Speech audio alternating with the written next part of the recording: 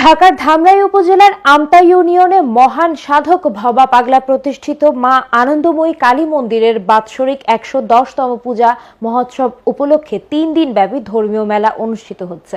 শনিবার সকালে ১১৭ ঢুলির বর্ণাঢ্য বাদ্যযন্ত্রের মাধ্যমে পূজা কার্যক্রমের সূচনা হয়। এ সময় একটি শোভাযাত্রা ও পথসভার আয়োজনের মধ্য দিয়ে উৎসবের আনুষ্ঠানিকতা শুরু হয়। অনুষ্ঠানের প্রধান অতিথি হিসেবে উপস্থিত ছিলেন ঢাকা জেলা যুবদলের সভাপতি জনাব ইয়াসিন ফেরদৌস মুরাদ।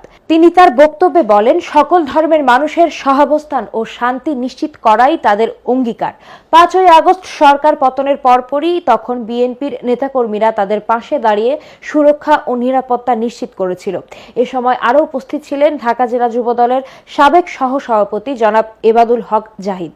প্রার্থনা করব যে পৃথিবীর দেশের যে অবস্থা তার জন্য একটা স্থিতিশীল অবস্থায় আসে, আর সবকিছু যেন পরিস্থিতি অনেকে আশা নিয়ে আসে, এই জন্য এসে জিপুতের কামনা নিয়ে আসে, স্বামীর কামনা নিয়ে আসে, শ্বশুর কামনা নিয়ে আসে। শনিবার মায়ের পূজা তোমরা আসিও, সেই ওনার ডাকে এখন পর্যন্ত আমরা ১১০তম পূজা আজকে উদযাপন করতে যাচ্ছি। ওনার ওই ডাকটাই আমরা তার পূর্ণ হওয়ার জন্য, সে মনস্কামনা তাকে পাবার আর মনস্কামনাও হতে পারে, তাকে প্রণাম করারও মনস্কামনা হতে পারে, আবার লটারি টিকিট পাওয়ার ভাবনা হতে পারে।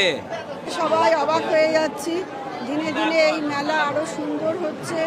এদের ম্যানেজমেন্ট খুব ভালো, প্রশাসন থেকে আমাদের খুব সুন্দরভাবে আর কি এরা আমাদের।